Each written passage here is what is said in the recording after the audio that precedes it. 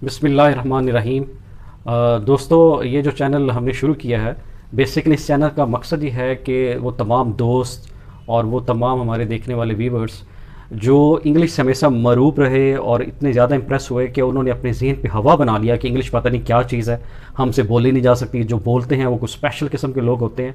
तो उन तमाम दोस्तों के लिए ये एक किस्म का हमारी तरफ से एक छोटी सी कोशिश है कि अगर वो हमारा साथ दें, डेली बेसिस पे 10 से 15 मिनट सिर्फ चाहिए उनके, वो हमारे इस चैनल पे सिर्फ 10 से 15 मिनट दें, उसके बाद थोड़ी सी खुद प्रैक्टिस करें, तो इंशाअल्लाह ताला वो तमाम लोग जिनको ये इशू है कि इंग्लिश से उसको बोलना मुश्किल लगता है, उनको शायद बड़ा अच्छे पढ़ सकते हों, बड़ा अच्छा लिख सकते हों, एक्सप्लेन कर सकते हों उर्दू के अंदर, लेकिन जब इंग्लिश बोलने की बारी आती है तो उनके लिए बहुत मुश्किल हो जाता है ये सारी चीज़ें करना। तो ये वीडियो बेसिकली उनके लिए है। और मेरे कुछ दोस्त जो गल्फ़ में हैं, सऊदी अरेबिया या खलीजी रियासत जिन्हें कहते हैं, वहाँ पे हैं, वो बहुत अच्छे डॉक्टर्स, इंजीनियर्स हैं, लेकिन होता ये है कि पाकिस्तान से जब हम वहाँ जाते हैं तो चाहे हमारी बहुत अच्छी क्वालिफिकेशन क्यों ना हो, लेकिन चूंकि हमारी रूटीन के अंदर इंग्लिश लैंग्वेज हम बोलते नहीं हैं, तो वहाँ जाके हमें सारी एक्सपर्टीज़ होने के बावजूद सबसे बड़ा जो मसला फेस करना पड़ता है वो यही है कि इंग्लिश को कैसे, जो हमारे ऊपर सवार है उसको कैसे ओवरकम किया जाए, इंग्लिश हम बोल सकें। हालांकि दोस्तों, इंग्लिश एक ऐसी ज़ुबान है, हमारे उर्दू ज़ुबान का हिस्सा है, अरबी की तरह और फ़ारसी के अल्फाज की तरह, जिन्हें हम बहुत ज़्यादा बोलते हैं, लेकिन हमें महसूस ही नहीं होता कि हम ये अरबिक के वर्ड बोल रहे हैं, हम इंग्लिश के वर्ड बोल रहे हैं, हम फ़ारसी के वर्ड बोल रहे हैं। तो हमारी उर्दू के अंदर वो इतने मुस्तामिल हो चुके हैं, इतने यूज़ टू हो चुके हैं हमारी लाइफ के अंदर। तो मैं अपने दोस्तों से ये कहूँगा कि सबसे पहले तो आपने इस चीज़ को अपने सर पर सवार नहीं करना, आपने रिलैक्स रहना है। आपको कोई ज़रूरत भी नहीं है कि आप बुक्स लें और हमारे इस चैनल में साथ रहते हो कि बुक्स लें और बड़े नोट्स बनाएं और उनको जनाब कॉपी करें और उन पे आप जनाब डेली आधा आधा घंटा, एक एक घंटा लें और अपने सर पे सवार करें। नहीं, आपने रिलैक्स रहना है। अपनी जो रूटीन की लाइफ है, हम उससे इंग्लिश लर्न करेंगे। रूटीन की हमारी लाइफ में कैसा हो रहा है, हम जो लफ्ज़ बोल रहे हैं कभी हमने उन पर फोकस ही नहीं किया, तो हम वो चीज़ें लेके आएंगे जिन पर आप भी खुद हैरान होंगे कि यार रूटीन में ये बोल रहा था लेकिन कभी सोचा ही नहीं कि मैं इंग्लिश बोल रहा हूँ। तो थोड़ी सी ग्रामर हम यूज़ करेंगे, ग्रामर भी लेके चलेंगे ताकि आपको वो भी पता हो कि ग्रामेटिकली जो हम बोल रहे हैं कि वो है क्या चीज़। लेकिन कभी ये बोलते हुए ये नहीं सोचना कि मैंने ग्रामर सही यूज़ की नहीं की। अगर आप इन चक्रों में पड़ जाएंगे तो आप कभी बोल नहीं सकेंगे।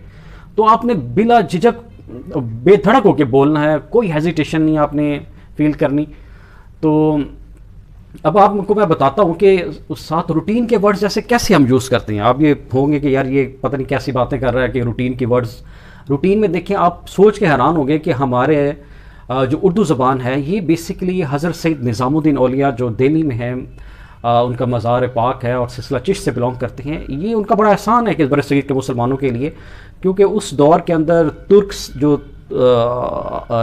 जैसे ऑटोमन एम्पायर बाद में बनी, वहाँ के लोग यहाँ करंट जो पाकिस्तान और हिंदुस्तान के लोग थे ये ज़ुबान बोलते थे, और फिर फ़ारसी बोलने वाले मुसलमान, तो ये मुख्तलिफ़ कौमियतें यहाँ पे इकट्ठी थी। तो आपने अपने जो मुरीद हैं हज़रत सैयद अमीर खुसरो रहमतुल्लाह अलैह, उनसे कहा कि आप अपने अहबाब के साथ मिलकर उर्दू बनाएं। तो उन्होंने जब बनाई तो उनके अंदर उर्दू के अंदर मुख्तलिफ़ ज़बानें आ गई, और मेरा ख्याल है कि मेजॉरिटी जो पार्ट प्ले कर रही है उर्दू के अंदर डेट इज़ अरबिक लैंग्वेज है। लेकिन अब जो हमारी उर्दू लैंग्वेज बोली जा रही है, आप यकीन नहीं करें, उसके अंदर अराउंड 40 to 50% जो हमारे अल्फाज हैं वो इंग्लिश के हैं। अब मैं आपको मिसाल देता हूँ कि आप अपने गली मोहल्ले की दुकान में जाएँ, आप वो देखेंगे कि वहाँ लिखा होगा अर्रहमान मिल्क शॉप। अब मिल्क शॉप जो है वो मिल्क भी इंग्लिश का वर्ड है, शॉप भी इंग्लिश का वर्ड है। अब लिखने वाला बिल्कुल प्योर जट किस्म का बंदा है और उसे कुछ नहीं पता कि इंग्लिश क्या होती है, लेकिन उसको ये पता है कि मेरी दुकान का नाम अर्रहमान मिल्क शॉप है। उसके लिए मिल्क शॉप दोनों उर्दू का वर्ड बन गए। अगर आप किसी क्लिनिक के बाहर जाएं तो या किसी हॉस्पिटल के बाहर जाएं तो उन्होंने नाम लिखा होता है शेख जैद हॉस्पिटल। हॉस्पिटल जो है हम रूटीन में बोल रहे हैं ये इंग्लिश का वर्ड है, क्लिनिक इंग्लिश का वर्ड है। आप स्कूल, एकेडमीज़, आप बस का वर्ड बोल रहे हैं, आप मार्कर को ले लें, पेन को ले लें, पेंसिल ले लें, शार्पनर ले लें, जो भी आप वर्ड रूटीन में बोल रहे हैं आप फोकस करें, वो तमाम के तमाम वर्ड्स इंग्लिश के हैं।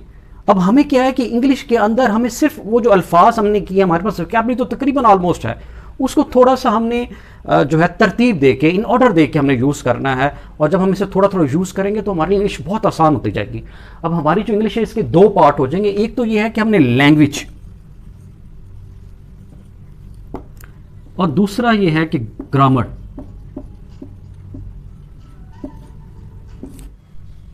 तो दोस्तों, हमारी इंग्लिश के दो पार्ट हैं। Number 1 is language, number 2 is grammar. Language ये है कि हमने बोलनी है, बात करना है वेरी सिंपल वे में, कोई आपको मुंह टेढ़ा करने की ज़रूरत नहीं है। और जो ग्रामर में ये है कि वो छोटी मोटी चीज़ें हमें ज़रूर पता होनी चाहिए कि सब्जेक्ट क्या है, वर्ब क्या है, ऑब्जेक्ट क्या है, लिंकिंग वर्ड्स क्या हैं, पार्ट्स ऑफ स्पीच क्या हैं, ये जनरल हम टच देंगे ताकि वो एक अगर कोई लेमैन के अलावा कोई स्टूडेंट्स हमारे इस वीडियो को देख रहा है तो वो भी थोड़ा सा उसको भी ये हो कि यार मैं कम से कम ये भी चीज़ सीखूँ और लैंग्वेज भी सीख लूँ। तो जहाँ तक लैंग्वेज है, लैंग्वेज थोड़ा सा मैं अपने जो इनिशियल जो हमारे लेक्चर्स होंगे या हमारे लेसन्स होंगे या हमारी ये एक्सरसाइज होगी, उसमें आप ये एक समझ लें कि हम लैंग्वेज में है कि वो लैंग्वेज के लिए आपको सबसे पहले यह कुछ अपने जहन को तैयार करना पड़ता है कि आप सबसे पहले आपको ये चीज़ें पता हो कि आपकी वेयर अबाउट जहाँ आप खड़े हैं, आपकी जिस जगह आप वर्क कर रहे हैं, जहाँ पढ़ रहे हैं, जो आपका एरिया है, जो आपकी फैमिली है, उनके बारे में कम से कम आप इंग्लिश में खुद से बात करें, आपको पता हो, और उसको स्टार लेकर, उसको बेस लेके आप बात करें। सबसे पहले तो आप अपने बारे में बताएं कि आप क्या करते हैं, आपकी क्या मसरूफियात हैं, आप पढ़ रहे हैं, स्टूडेंट हैं, कहीं जॉब कर रहे हैं, तो हम सबसे पहले उसको लेके चलेंगे कि इस तरीके से जब आप सोचेंगे और आप उसको एक्सप्लेन करेंगे या उसको डिस्क्राइब करेंगे, आप बोलेंगे वर्ड्स, तो बड़ा आसान हो जाएगा लैंग्वेज। फिर आपको मज़ा भी आएगा कि यार मुझे इंग्लिश आ गई है, और फिर उसके साथ साथ ग्रामर को भी देखेंगे। अच्छा, तो अब इस पहले जो इंट्रोडक्शन सेशन है इसके अंदर मैं छोटी छोटी चीज़ें आपको बता रहा हूँ, जैसे मैंने आपको रोज़मर्रा लाइफ की बताई कि हम वो सारी चीज़ें बात करते हैं और हमें एहसास ही नहीं होता कि इंग्लिश बोल रहे हैं। तो उसका लर्न करने का, उस इंग्लिश को सीखने का क्या मैकेनिज्म होगा हमारी रूटीन के लाइफ में। आप सबसे पहले तो आपने ये करना है कि अगर आप किसी डॉक्टर के पास गए, उसने आपको कोई मेडिसिन प्रिस्क्राइब की है, आपके पास प्रेस्क्रिप्शन है, तो आपने कोशिश ये करनी है और डॉक्टर से पूछना, डॉक्टर साहब आपने मुझे बुखार के लिए क्या लिखा, आपने मुझे एंटीबायोटिक में कौन सी मेडिसिन लिखी, ऑगमेंटिन लिखी, जेट्रोल लिखी, एजोमैक्स लिख के दी है, और बुखार में पैनाडोल आपको पता है वो दी जाती है। और इस तरह कफ सिरप आप पूछ लें कि पल्मोनॉल लिख के दिया है, कोई और कफ सिरप लिख के दिया है, तो वो उनको पूछ लिया करें। और फिर आप थोड़ा थोड़ा सा आप अंडरस्टैंड भी करें कि उन्होंने जो लिखा है वो पी से स्टार्ट हो रहा है, पैनाडोल, और ऑगमेंटिन किससे, ए से स्टार्ट हो रहा है, ताकि आपको याद भी रह जाए कि उन्होंने क्या बताया था। अब आपने जब मेडिकल स्टोर पे जाना है तो वहाँ जाके आपने ये नहीं कहना कि मुझे ये मेडिसिन दे दें, बल्कि आप उनको स्पेल करें। आप बोलें कि मुझे ऑगमेंटिन दे दें, मुझे आप ऑगमेंटिन डीएस दे दें, मुझे आप फ्लैजल दे दें, और मुझे आप इमॉक्सल दे दें। इस तरह के अपने वर्ड्स खुद करने हैं। वो क्या होगा, जब आप बोलेंगे, स्पीक जो है बेसिकली वो आपको कॉन्फिडेंस दिलाती है और आप कॉन्फिडेंट हो जाएंगे। फिर आपके अंदर हेजिटेशन नहीं आएगी। जब तक आप बोलेंगे नहीं, आप चाहे जितना मर्जी याद कर लें, जितना मर्जी किसी के साथ बैठ के डिस्कस कर लें, या कोई आपको भले किसी अच्छे अंदाज में पढ़ा ले, आपको उसका कोई फ़ायदा नहीं है। तो अब आपने सबसे पहले ट्रिक ये रखना है कि जो आप डॉक्टर के पास जाएँ, जो आपको लिख के आपने उससे पूछना है, और वही आपने जाके स्पेल करना है मेडिकल स्टोर पर। इससे आपको इंग्लिश सीखना आसान हो जाएगा। अब ग्रामर के लिहाज से थोड़ा सा बेस ये बना दें कि कोई भी लैंग्वेज हो उसके 3 पार्ट होते हैं। इनिशियल 3 पार्ट होते हैं, बाकी उसके अंदर जो मर्जी ऐड करते जाएं, चाहे उर्दू है, अरेबिक है, इंग्लिश है। सबसे पहला पार्ट तो सब्जेक्ट होता है, दूसरा पार्ट वर्ब होता है, तीसरा पार्ट ऑब्जेक्ट होता है। सब्जेक्ट क्या होता है? जो करने वाला, जो एक्शन कर रहा है। मतलब कि मैं खड़ा होकर आपके साथ बात कर रहा हूं तो मैं सब्जेक्ट हूं। I am telling, I am explaining, और I am giving the lecture, I am giving the lesson. ठीक है, मैं कर रहा हूं तो आई में करने वाला मैं हो सकता हूं, वो हो सकता है, आप हो सकते हैं, तो वो सब्जेक्ट होगा। वर्ब क्या होता है? वर्ब एक्शन वर्ड होता है जो बताता है कि काम क्या हुआ है। मतलब कि आपने कुछ चीज़, कपड़े पहने हैं, आप कहीं गए हैं, आपने कुछ खाया है, आपने कुछ एक्सप्लेन किया, जो काम आपने किया दैट इज वर्ब। तो बड़ा आसान है, डूइंग, ईटिंग, रीडिंग, व्हाटसोएवर, जो आप कह सकें उसको, वो दैट इज वर्ब। और लास्ट पे ऑब्जेक्ट है कि जो आपने काम किया, आप स्कूल गए तो स्कूल जाना आपका स्कूल जो ऑब्जेक्ट है, आप स्कूल की तरफ गए। आपने बुक पढ़ी तो बुक इज योर ऑब्जेक्ट, आपने बुक को पढ़ा है। पढ़ना आपका था वर्ब, आपका एक्शन वर्ड, पढ़ने वाले आप थे, वो सब्जेक्ट हो गया। तो जो पढ़ा वो डेट वाज बुक, तो वो ऑब्जेक्ट है। तो इस तरह ये थोड़ा बहुत आपने ज़हन में ग्रामर के तौर पे ये भी रखना है कि जो इंग्लिश में बोल रहे हैं या हम उर्दू में बोल रहे हैं तो उसके अंदर क्या क्या पार्ट्स होते हैं। अब फर्दर इसके अंदर जो चीज़ें ऐड होते जाएंगी, एडवर्ब, एडजेक्टिव और लिंकिंग वर्ड्स, वो एक अनदर चीज़ है, वो फर्दर जो करें। लेकिन बेसिस ये 3 चीज़ें होती हैं, सब्जेक्ट है, वर्ब है, ऑब्जेक्ट है। सब्जेक्ट में देखिए आपके पास आई, वी आर प्लेइंग गेम्स। ठीक है,